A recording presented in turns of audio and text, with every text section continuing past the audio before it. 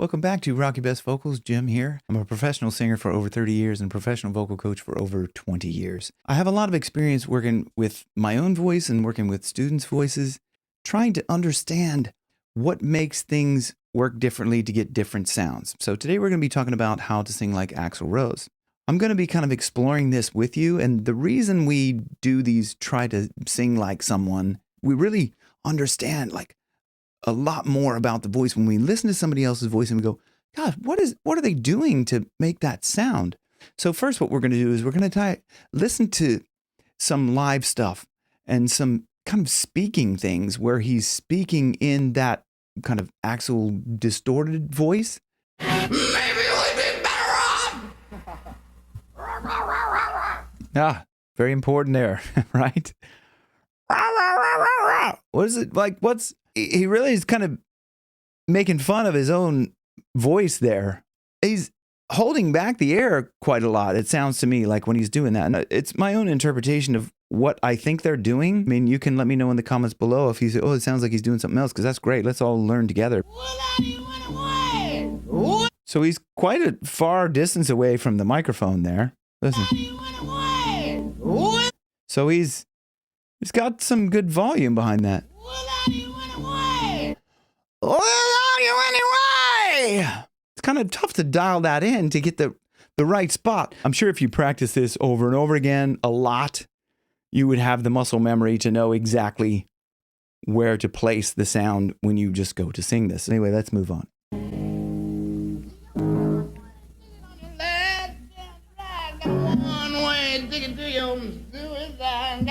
Sounds like he's got a low larynx. One-way ticket to your suicide.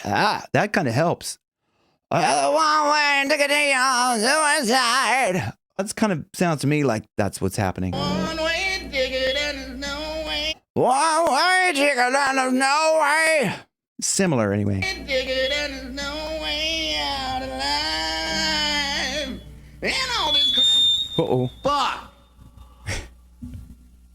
Yeah, smile. Sorry for the feedback, folks. It's not my fault. Sounds like he's got a little bit more proper vocal fold closure over than just the raspy. Oh, and take it to you. He's got a little more. Oh, and take it to you. He's got a little bit of that. No way out. So that's kind of, there's a little bit in that part there. Okay, let's move on to the next video. So this next video shows how deep his speaking voice is, and the contrast between that and how he's singing is pretty drastic. Listen. I can't do those woo things that Rod Stewart does, like in Hot Legs and stuff, no matter how hard I try. I mean, listen to how low that is, no matter how hard I try. I mean, that's like so low. Like he's having a cigarette there as well. That certainly doesn't help, like with your voice in general, but that may have contributed to this really kind of low. So maybe that low larynx, this low speaking voice, helps, as we saw in the previous clip, where his larynx sounded quite low when he started to sing that part. So that may be a contributing factor. Okay, so now let's listen to him sing here and try to see if we can figure out what he's doing in this. Yesterday, there was so many things I was never shown. So many things I was never shown. Like if I take this low larynx position, so many things I was never shown. That, to me, sounds pretty similar.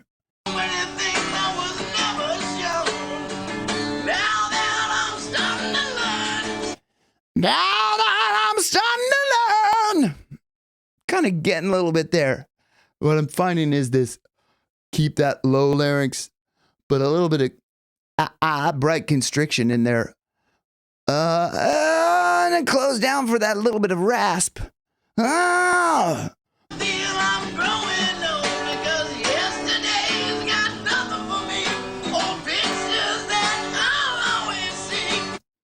He's such a unique voice.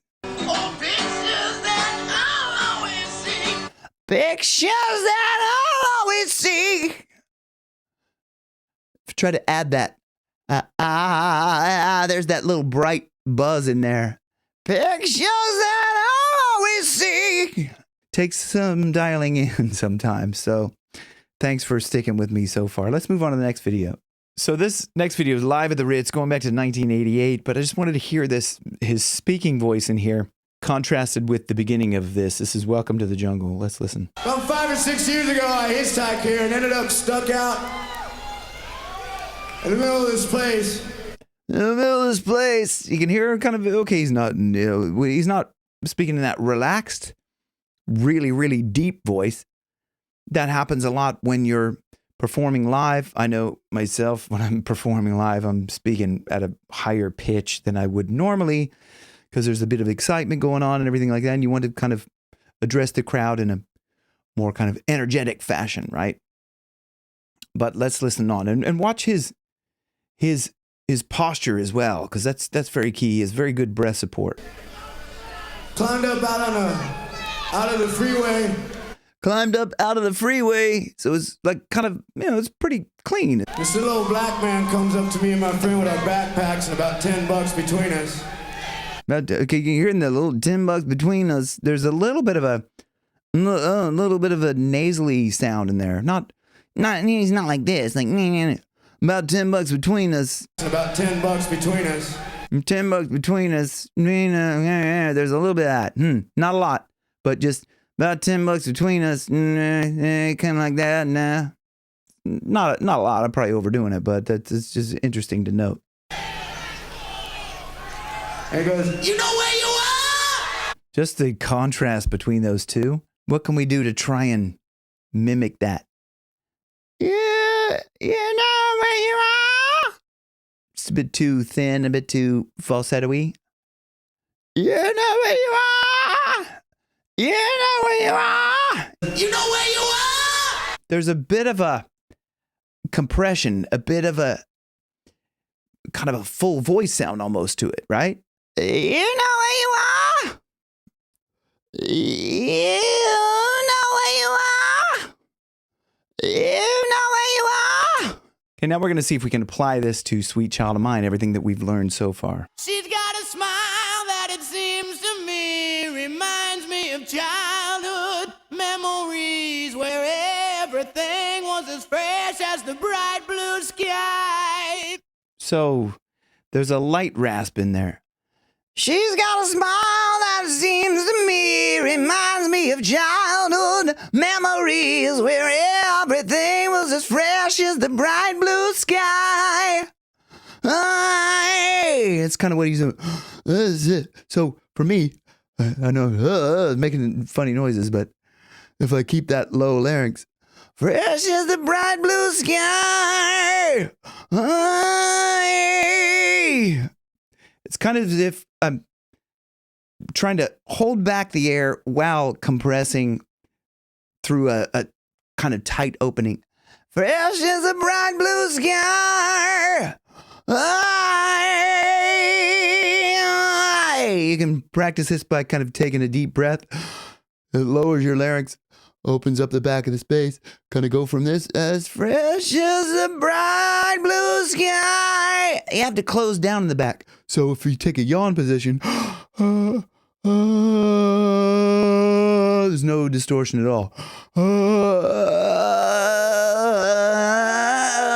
Close down in the back, and as you're closing down, you're gonna have to kind of move that into do this kind of almost puking motion. You know, the romantic puke that I talk about on here. I'm really kind of using that upward kind of feeling of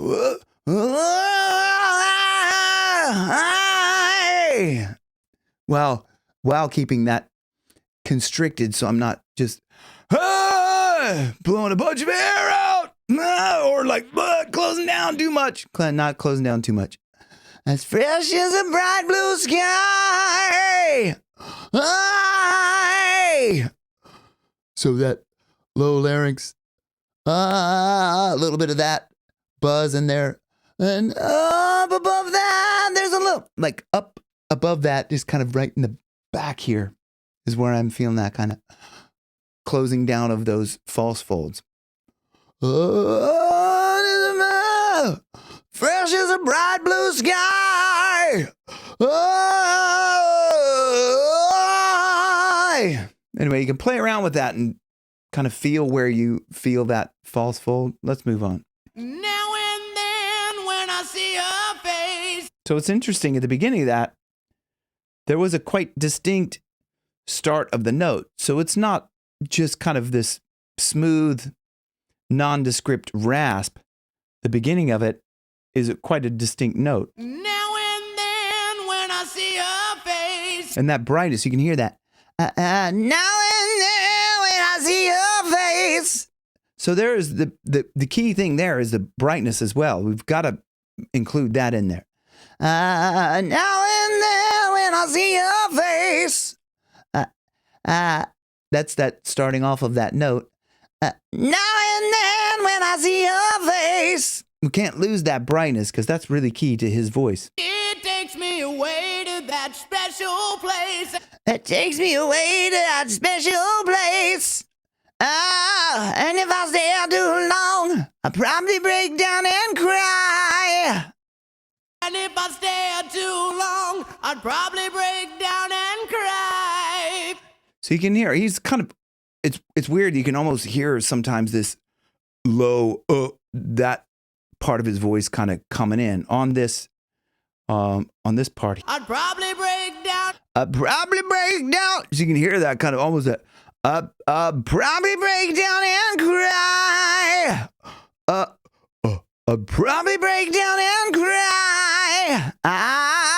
That's so key in there. The brightness and the kind of the low larynx.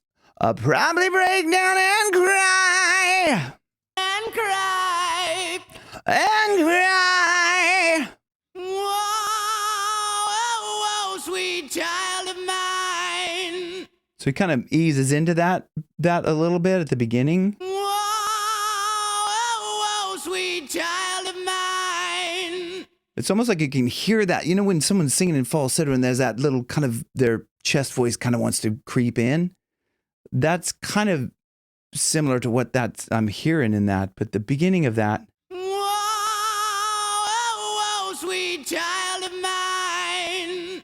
Kind of comes in softly there, doesn't it? On that. Whoa, sweet child of mine. It's kind of like he doesn't come in on a whoa, kind of whoa, sweet child of mine. He's kind of like resting on that kind of just that crispy distortion. Oh, sweet love of mine. So you got to whoa, sweet love of mine.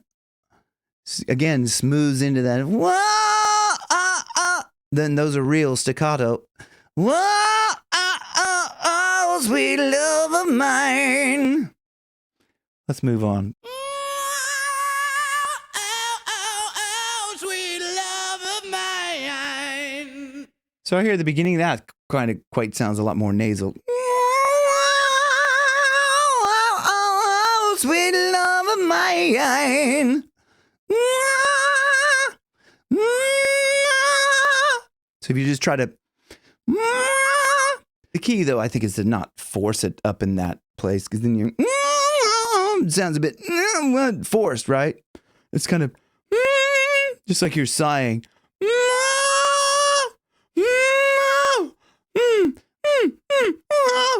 Like a dog whimper. Oh, sweet love of mine. Anyway, let's move on. Whoa, sweet child of mine.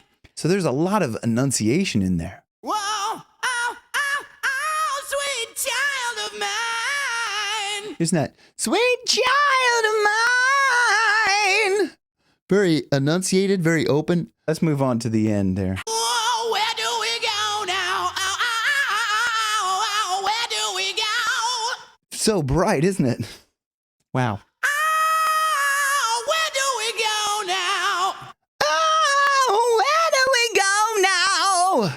Still very bright. Where do we go? Where do we go now? Where do we go now? Where do we go now? Very open. Where do we go now? Where do we go? Where do we go now? No. Sweet child of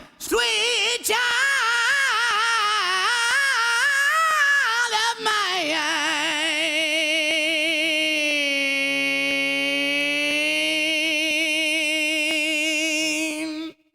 Wow, the end of that. Let's talk about the end of that.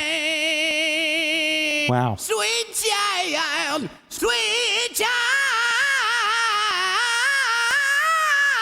mine.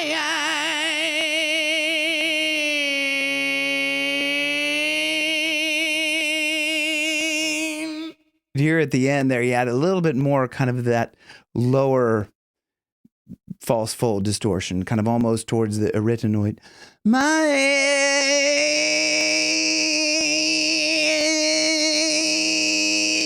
You could even make that like further down in the arytenoids would be more like mine. That's higher.